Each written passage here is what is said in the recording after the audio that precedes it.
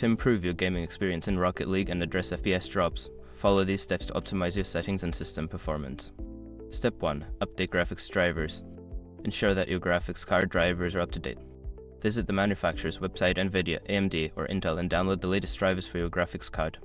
This can significantly enhance performance and stability. Step 2. Adjust in-game settings. Launch Rocket League and navigate to the settings menu. Lower the graphics settings such as texture quality, shadow quality, and anti-aliasing. This will help reduce the load on your system and improve your FPS. Step 3. Close background applications.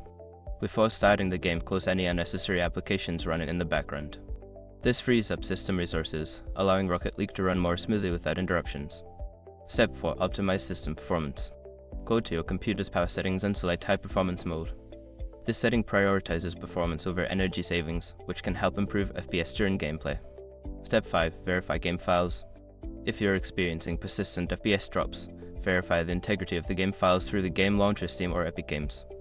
This process checks for and repairs any corrupted files that may be affecting performance.